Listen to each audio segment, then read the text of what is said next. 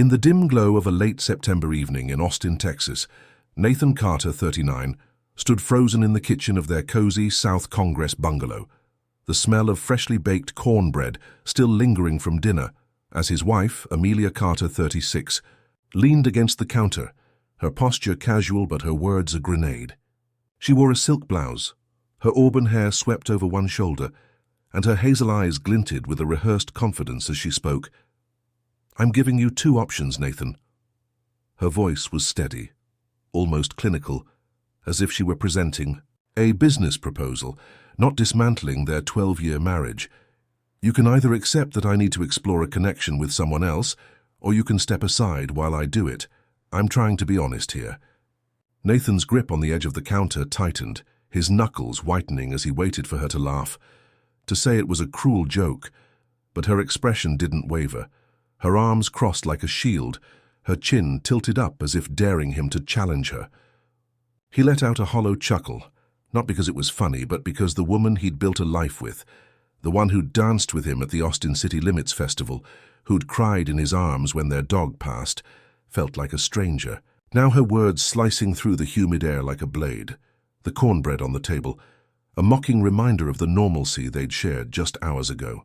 Nathan's mind raced, replaying her words, explore a connection, as if they were a riddle he could solve. But the truth was stark and brutal, her polished delivery a sign she'd practiced this, maybe in front of a mirror, maybe with someone else whispering in her ear. "Come again?" he managed, his voice low, his Texas drawl thicker with the weight of disbelief. Amelia sighed, her patience thinning. "I don't want to fight, Nathan. I'm being mature about this. I'm giving you a chance to grow with me, to redefine what our marriage means." The phrase "grow with me" landed like a slap, too smooth, too calculated, and Nathan's chest tightened as he realized this wasn't a spontaneous confession. This was a performance, one she'd likely rehearsed to make herself the enlightened one, the pioneer of their relationship. While he stood there, a relic of a past she was ready to leave behind, the Austin night outside their window as still as the storm brewing in his heart. The humid Austin night pressed against the windows of Nathan Carter's South Congress bungalow on September 29, 2019. The cicadas hum a restless soundtrack to the unraveling of his 12-year marriage as Amelia Carter, 36, stood in their kitchen, her hazel eyes alight with a fervor Nathan had never seen, her voice soft but deliberate as she revealed the man behind her exploration. "It's with Travis," she said, her tone almost reverent, as if saying his name invoked some higher truth, and Nathan's stomach churned, the name a jagged shard in his mind. Travis Bennett, 44, her boss at the trendy eco-startup downtown, a man who'd built a solar-powered empire with a rooftop garden and kombucha on tap, the kind of guy who wore linen shirts, quoted Rumi on LinkedIn, and called everyone fam while shaking hands with a grip that promised enlightenment. Nathan had met him once at a company mixer on East 6th Street, Travis's smile too wide, his "good to meet you, bro" too dismissive, his handshake lingering on Amelia's wrist as he'd laughed about synergy, leaving Nathan feeling like a prop in their shared orbit, the memory now a bitter pill as Amelia's words sank in, the kitchen's dim light casting her as a stranger in their own home. "He makes me feel alive, Nathan," she added, her voice barely above a whisper, her hands gesturing as if painting a vision only she could see, the cornbread from dinner still on the table, its warmth a cruel contrast to the coldness in her confession. Amelia leaned forward, her silk blouse catching the light as she continued. "It's not just physical, it's intellectual, emotional. Travis gets me in ways I didn't think were possible anymore." Each word was a dagger, twisting, deeper as Nathan stood rooted to the spot, his flannel shirt suddenly too heavy, his calloused hands, earned from years at the auto shop, clenching at his sides as he pictured Travis with his curated playlists and TED Talk aura, filling the gaps Amelia claimed Nathan had left, gaps he hadn't even known existed until now. "I've grown, Nathan," she said, her hazel eyes searching his for a reaction. "And I can't shrink myself back to fit who we used to be." The phrase "shrink myself" echoed in the kitchen, a polished line that felt like it had been borrowed from one of Travis's mindfulness retreats, and Nathan's chest burned with a mix of betrayal and disbelief, the Austin skyline visible. Through the window, a mocking backdrop to the life he thought they'd built. The cicada's song now a dirge for the marriage he was losing. The weight of her words a storm he couldn't outrun, threatening to drown him in the humid night. The air in Nathan Carter's South Congress bungalow felt suffocating on that late September night in 2019. The cicada's relentless hum outside a cruel mockery of the silence that followed Amelia's confession about her connection with Travis. Her words, "I can't shrink myself," still echoing in the kitchen as Nathan, 39, stood rooted to the spot, his flannel shirt clinging to his sweat-dampened back, his calloused hands trembling at his sides. Her hazel eyes searched his face for a reaction, expecting anger, tears, or a plea. But Nathan gave her nothing, his jaw clenched tight, his mind a storm of betrayal and disbelief as he processed the polished betrayal she'd laid at his feet. The cornbread on the table, a bitter reminder of the life they'd shared just hours ago. He didn't shout, didn't throw the glass of sweet tea he'd been sipping earlier, didn't let the fire in his chest erupt into the fight she seemed braced for. Instead, he turned on his heel, his boots scuffing the hardwood floor, and walked. Out of the kitchen, down the narrow hall to the bathroom, the door clicking shut behind him with a finality that felt like a gunshot in the quiet house. He locked it, the sound of the bolt sliding into place a small act of defiance, and faced himself in the mirror, his reflection a stranger, his brown eyes hard, his stubbled jaw set, but not with anger, not with hurt, with focus, a clarity that cut through the fog of her words, the Austin humidity seeping through the cracked window, a heavy weight on his shoulders. Nathan leaned against the sink, his hands gripping the cool porcelain, his breath shallow as he replayed Amelia's confession, her voice so calm, so rehearsed, calling this betrayal growth, as if she were the enlightened one, and he, the fool for believing in their vows, in the nights they'd spent on their porch swing watching the bats fly over Ladybird Lake, in the promises they'd made under the Zilker Park Christmas lights. Something shifted in him then, a breaker flipping in his spine, a resolve hardening like steel. He wouldn't give her the reaction she wanted, the dramatic outburst she could use to paint him as the unreasonable one, the man too traditional to understand her evolution. He wouldn't let her hold the moral high ground, wouldn't let her turn their marriage into a negotiation where she set the terms and he begged for scraps. Nathan straightened, his reflection in the mirror now a man with a plan, his heart still, aching but his mind clear. He'd chosen a third option, one she hadn't anticipated, one that would let him take back the power she thought she'd stolen. The cicada's song outside a faint echo of the storm he was preparing to unleash. The Austin night a witness to the end of the man he'd been and the birth of the one he'd become. The days following Amelia Carter's confession in their South Congress bungalow turned the Austin air thick with tension, the early October heat a fitting backdrop to the simmering storm in Nathan Carter's heart, as he watched his wife, 36, move through their home with a newfound confidence that felt like a slap in the face, her betrayal now worn like a badge of honor. Amelia, with her auburn hair tied back and her hazel eyes gleaming with self-assuredness, acted as if their kitchen confrontation had been a mere formality, a stepping stone to her evolution, and Nathan, 39, found himself relegated to the role of a project she needed to fix, her every word dripping with condescension as she sat at their breakfast nook each morning, sipping oat milk lattes and scrolling through her phone, sharing snippets of her newfound wisdom. "Nathan, you should read this article. It's about polyamory and how it's the future of relationships," she'd say, her voice bright, as if she were recommending a new BBQ joint on South Lamar, not dismantling their 12-year marriage. With each curated suggestion, her silk blouses and yoga pants a uniform of her self-proclaimed enlightenment, the porch swing outside their window a silent witness to the nights they'd once spent dreaming of a future together. She didn't hide her intentions anymore, didn't lower her voice when she took calls from Travis, her laughter echoing through the house as she spoke of energy alignment and emotional expansion, terms that felt like they'd been plucked from one of his mindfulness retreats, leaving Nathan to sit in the living room with a Lone Star beer, the bottle cold against his palm, the betrayal burning hotter in his chest. Amelia's confidence grew with each passing day, her belief that she was on the right path unshakable, her actions no longer cloaked in secrecy, but flaunted with a righteousness that made Nathan's stomach churn, her hazel eyes meeting his. Without a trace of guilt as she played a podcast on redefining love over breakfast, saying, "If you really love me, Nathan, you'll grow with me. This doesn't have to be a loss.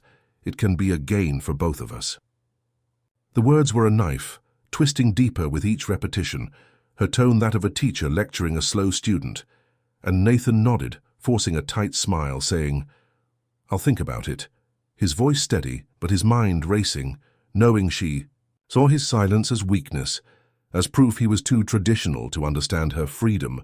She didn't see the storm brewing in him, didn't notice the way his brown eyes hardened each time she mentioned Travis, didn't realize that her openness, her refusal to lie, to sneak, wasn't bravery, but arrogance, a belief that she'd already won, that Nathan was just a piece of furniture she hadn't yet replaced.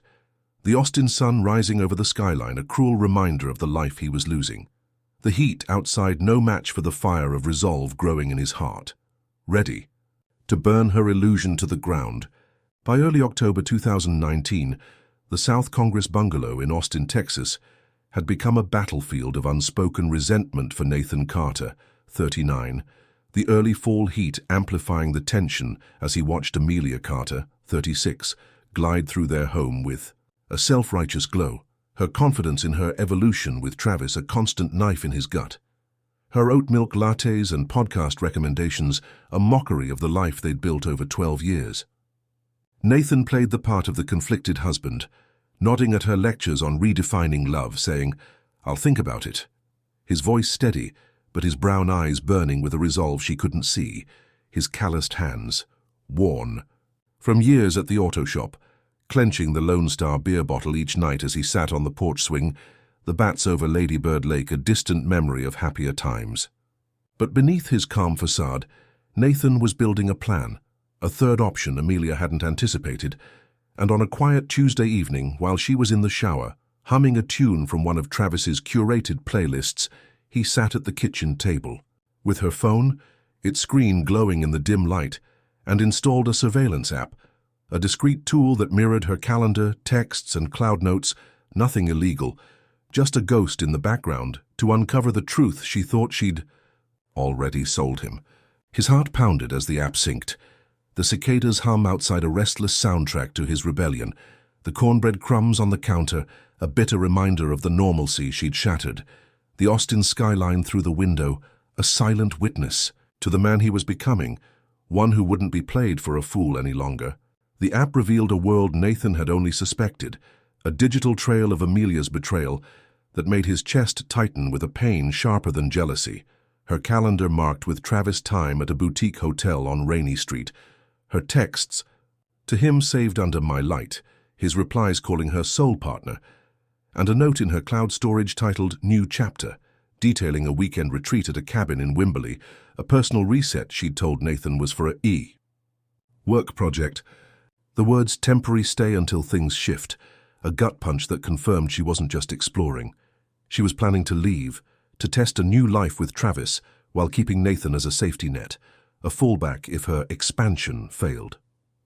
Each revelation was a nail in the coffin of their marriage, the app's notifications a steady drumbeat of truth, as Nathan sat in the living room, the glow of his laptop screen casting shadows on his face, his jaw set, his resolve hardening with every message, every plan, every lie she'd spun, the Austin heat outside a faint echo of the fire in his heart, a fire that would soon burn her carefully curated illusion to the ground, leaving her to face the wreckage she'd created, the cicadas song a haunting prelude to the storm he was about to unleash. The early October heat in Austin, Texas, felt oppressive as Nathan Carter, 39, sat in the dim glow of his South Congress bungalow's living room on a Wednesday night in 2019, the surveillance app on his laptop revealing a web of betrayal that stretched far beyond Amelia Carter's affair with Travis, the truth of venom seeping into his veins as he scrolled through her mirrored texts and cloud notes, each revelation a fresh wound in his already battered heart. The app had already exposed Amelia's plans with Travis, her soul partner, at a boutique hotel on Rainy Street, her new chapter retreat in Wimberley, but what Nathan uncovered next was a betrayal so vast it made his breath catch. his calloused hands trembling as he clicked on a thread between Amelia and her best friend Sophie, a 35-year-old graphic designer who'd been at their wedding, who'd brought them homemade tamales when they moved into this house, who Nathan had trusted like family. The messages were a gut punch. Sophie encouraging Amelia's affair, saying, "Travis is your awakening, don't let Nathan hold you back." And Amelia replying, "I know, he's so stuck, but Travis says I'm his muse," followed by a chilling exchange where Sophie admitted, "I've been seeing him too, he's got a way of making you feel like the only one." And Amelia's response, "We're all just expanding, right? Sharing the light." Nathan's stomach churned. The realization hitting like a freight train. Travis wasn't just cheating with Amelia. He was building a network of muses, a twisted ecosystem where loyalty was a joke. And Sophie, the woman who'd toasted their marriage, was part of it. The cicadas hum outside a haunting echo of the betrayal that now surrounded him. The Austin skyline through the window, a cruel reminder of the life he thought he knew. Nathan leaned back in the chair, his flannel shirt damp with sweat, his brown eyes wide with a mix of rage and disbelief as he dug deeper, finding voice memos Amelia had recorded for Sophie, her voice giddy as she described a night with Travis at a rooftop bar on East 6th Street, saying, "He told me I'm his future, Soph. Nathan's just a chapter I'm closing," while Sophie laughed, "You're on fire, girl. Travis is obsessed with us both." The words were a dagger, each one slicing through the 12 years Nathan had given Amelia, the memories of their South Congress strolls, their laughter at the Continental Club, now tainted by the knowledge that she and Sophie were both entangled with the same man, a man who played them against each other while they justified it as expansion. Nathan's hands shook as he saved the files, his jaw clenched so tight his teeth ached. The betrayal no longer just a personal wound, but a conspiracy, a network of lies that made a mockery of everything he'd held dear, the Lone Star beer on. The table untouched, its condensation pooling like tears as he realized the depth of the deception. The Austin heat outside a faint echo of the inferno in his chest, a fire that would soon consume the illusion Amelia and Travis had built, leaving them to face the ashes of their so-called enlightenment. The mid-October sun cast long shadows over Austin, Texas, on October 15, 2019, as Nathan Carter, 39, stood in the South Congress bungalow he once called home, the weight of Amelia Carter's betrayal with Travis and Sophie afire in his chest. The surveillance app's revelations, texts, voice memos, and plans for a new chapter retreat in Wimberley, fueling his resolve to take back control after 12 years of a marriage now reduced to ash. Nathan had played the part of the understanding husband long enough, nodding at Amelia's lectures on expansion. But as she prepared for her so-called work retreat with Travis, he saw his chance to act, his brown eyes hard with purpose. As he helped her pack, folding her silk blouses and yoga pants with a forced smile, saying, "You'll do great, darling," his Texas drawl masking the storm within, her hazel eyes meeting his with a flicker of surprise at his calm, her auburn hair catching the morning light as she added her favorite lavender perfume to the suitcase, oblivious to the plan Nathan had set in motion. After she left, her rolling suitcase trailing behind her like a victory march, Nathan moved with quiet precision, gathering the evidence he'd saved, screenshots of her texts with Travis, voice memos with Sophie, and calendar entries detailing her lies, and sat at the kitchen table, the cornbread crumbs from weeks ago long gone, replaced by a laptop glowing with the truth, the cicadas hum outside a faint echo of the chaos he was about to unleash, the Austin skyline through the window a backdrop to his rebellion. He composed a short, polite email to Travis's wife, Lauren Bennett, a 40-year-old non-profit director he'd met briefly at a company event, introducing himself and mentioning overlapping dates that might interest her, attaching a single screenshot of Amelia's soul partner texts, his hands steady as he hit send, the weight of his action a liberation after months of silence. Back in the bungalow, Nathan turned to the physical remnants of their life together, pulling out 3 large moving boxes from the garage, labeling them clothes, books, and personal. His movements methodical as he packed Amelia's belongings, her silk scarves, her yoga mat, her collection of roomy poetry Travis had gifted her, each item a reminder of the life she'd chosen over him. His calloused hands careful not to break anything, not out of kindness, but clarity, ensuring she'd have no excuse to linger when she returned. He removed their wedding photo from the hallway, the one taken at Zilker Park under the Christmas lights, placing it gently in a folder, and washed her favorite mug, a ceramic piece from a South Congress artisan market, wrapping it in tissue paper. The act a quiet severance of their shared history, the Lone Star beer on the counter untouched as he worked, the Austin heat outside a faint echo of the fire in his heart, a fire that burned with the certainty that he was done being her safety. Net, done being the fool in her enlightened game. The cicadas' song a prelude to the reckoning she'd face when she walked back into the life she thought she still controlled, unaware that Nathan had already rewritten the ending. On the evening of October 20th, 2019, the South Congress bungalow in Austin, Texas, stood eerily quiet under the fading light of a crisp fall day. The cicadas' hum replaced by the rustle of leaves as Nathan Carter, 39, sat on the porch swing, a Lone Star beer in hand, his brown eyes fixed on the horizon where the city skyline glowed, the calm before the storm he'd meticulously prepared after Amelia Carter's work retreat with Travis, her betrayal now a network of lies involving Sophie, a network he'd exposed to Travis's wife, Lauren, and dismantled in their home. The house felt different, emptier, cleaner. After Nathan had packed Amelia's belongings into labeled boxes, removed their wedding photo from the hallway, and washed her favorite mug, each act a quiet severance of their 12-year marriage, the space now a reflection of the man he'd become, one who refused to be her safety net any longer. The door creaked open, and Amelia stepped inside, her rolling suitcase trailing behind her. Her auburn hair swept back, a loose cardigan draped over her shoulders, her hazel eyes bright with the glow of someone who thought they'd won, her lavender, perfume wafting through the air as she called out, "Nathan, I'm back." Her voice light, as if she'd just returned from a weekend at the Barton Springs pool. Not a retreat where she'd deepened her affair with Travis and Sophie, the Austin night outside a silent witness to the reckoning about to unfold. The air, thick with the weight of what she didn't yet know. Nathan stood, his flannel shirt slightly unbuttoned, his jaw set, and walked inside, his boots echoing on the hardwood floor as he met her in the living room, his expression unreadable. The boxes stacked neatly in the corner, a silent testament to the end he'd already written. Amelia's smile faltered as she took in the room, the missing wedding photo, the absence of her yoga mat on the shelf, the stark emptiness where their shared life had once been, her hazel eyes widening with a flicker of confusion as she set her suitcase down, saying, "What's going on, babe?" Her voice still casual, still clinging to the illusion of control. But Nathan's response was a cold blade. "You're not back, Amelia. You're visiting."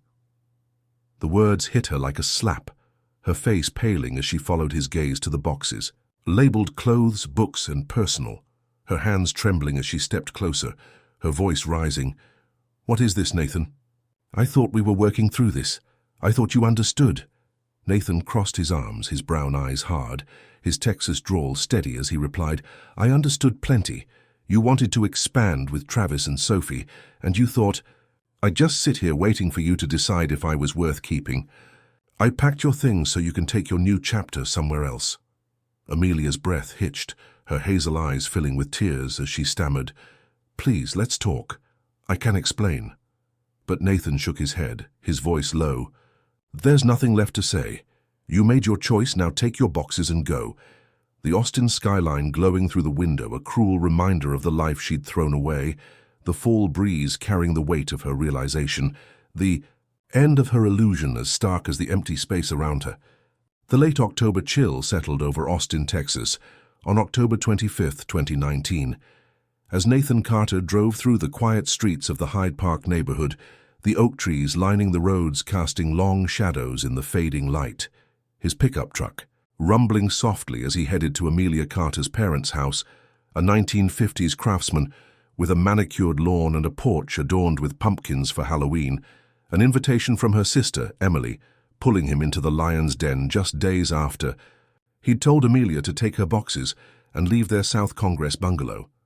Nathan's flannel shirt felt heavy against his skin, his brown eyes hard with resolve as he parked. The weight of the evidence he'd gathered, screenshots, voice memos, and calendar entries exposing Amelia's affair with Travis and Sophie, tucked, into a folder on the passenger seat. A silent weapon he wasn't sure he'd need, but brought anyway, the Austin skyline fading in the distance, a reminder of the life he was leaving behind, the crisp air carrying the scent of fallen leaves and the tension of the confrontation ahead. Inside, the living room was warm with the glow of a fireplace. Amelia's parents, Robert and Linda, sitting on a plaid sofa, their faces etched with disapproval, while Emily, a 32-year-old yoga instructor, stood by the window, her arms crossed. And Amelia sat in an armchair, her auburn hair loose, her hazel eyes red from crying, her cardigan wrapped tight around her like a shield, the family united in their judgment of Nathan, the air thick with the unspoken accusation that he'd failed. Their daughter by ending the marriage so abruptly, the crackle of the fire a stark contrast to the coldness in their stares. Robert spoke first, his voice gruff. "We just want to understand, Nathan. Amelia says you kicked her out without a chance to talk, and that's not how a marriage works." While Linda nodded, adding, "It takes work, not ultimatums. I don't just throw away 12 years like that," and Emily chimed in, her tone dripping with condescension. "You've always been so rigid, Nathan. Maybe if you'd supported her growth, things wouldn't have come to this." Nathan sat in a wooden chair, his jaw clenched, his hands steady as he listened to their revisionist history, their words painting him as the villain, the man too stubborn to evolve, while Amelia sat silently, her gaze fixed on the floor, her tears a performance he no longer believed. The warmth of the room suffocating as he pulled the folder from his bag, opening it to reveal the evidence he'd gathered, not playing the recordings but laying out photos. Amelia at the Rainy Street Hotel with Travis, her calendar marked. With Travis time, a post-it note she'd left saying, "I love you just differently now," and a text to Sophie, "He's too loyal to walk. Freedom feels so good." Nathan's voice was low, steady. "I didn't kick her out without a chance. She spent weeks planning to leave me for Travis, and Sophie helped her, knowing she was seeing him too. Her growth was a lie, a cover for betrayal, and I wasn't going to drown in her quicksand." The room fell silent, Robert's face paling, Linda's hands trembling, Emily's smugness fading, and Amelia's sobs breaking the stillness, her family's judgment shattered by the truth, the Austin night outside a cold witness to the end of their illusions, Nathan's resolve a fire that burned brighter than the one in the hearth, unyielding in the face of their blame. By late October 2019, Nathan Carter had left the South Congress bungalow in Austin, Texas, behind. The memories of Amelia Carter's betrayal with Travis and Sophie now a distant ache as he drove west to the small coastal town of Port Aransas. Texas, the Gulf of Mexico, stretching endlessly before the modest beach house he'd rented near Horace Caldwell Pier, its weathered wooden porch overlooking the waves, the salty air a balm to the wounds of his 12-year marriage. Nathan stood on the porch, a glass of Shiner Bock in hand, his flannel shirt rolled up to his elbows, his brown eyes reflecting the golden hues of the sunset as he watched the pelicans dive into the surf, their freedom a mirror to the liberation. He felt after confronting Amelia's family in Hyde Park, the weight of their judgment and her tears no longer his burden, the sound of the waves a steady rhythm that drowned out the cicadas' hum of his past life, the Austin skyline a memory he'd left behind for this new beginning, the sand beneath his boots a promise of a future he'd build on his terms. The beach house was sparse but comforting, driftwood furniture, a small kitchen with a coffee maker and a hammock strung between two palm trees. Its simplicity, a stark contrast to the chaos Amelia had brought into his life, the space now filled with the quiet companionship of his old hound dog Rusty, who'd been with him through every storm. The dog's gentle snores a reminder that some loyalties never wavered, the Gulf breeze carrying the scent of salt and second chances, Nathan's heart finally at peace after months of turmoil, the horizon a canvas for the life he was ready to paint anew. As the days turned into weeks, Nathan found solace in the routines of Port Aransas, morning walks along the shore with Rusty, fishing off the pier with locals who shared stories over cold beers, and evenings on the porch with a notebook, jotting down plans for a small auto repair shop he dreamed of opening, a dream Amelia had once dismissed as too small for her expanded vision, but one that now felt like a lifeline, a way to rebuild on his own terms. The laughter of children flying kites on the beach, a reminder of the joy he'd thought he'd lost. The warmth of the community, a stark contrast to the coldness of Amelia's enlightenment. He'd even connected with Lauren, Travis's wife, over a phone call, the two sharing a quiet understanding as she moved forward with her divorce, her gratitude for Nathan's evidence a small victory in the wreckage, and Nathan's sister, Clara, had visited with her kids, their hugs and laughter filling the beach house with light, the Shiner Bock on the table a toast to new beginnings, the Gulf of Mexico stretching endlessly before him, a symbol of the freedom he'd fought for. The past in Austin, a chapter he'd closed, the future in Port Aransas, a story he was ready to write, one wave at a time, the sunset, a promise that the storm was finally over, leaving only the calm of a man who'd found his way home.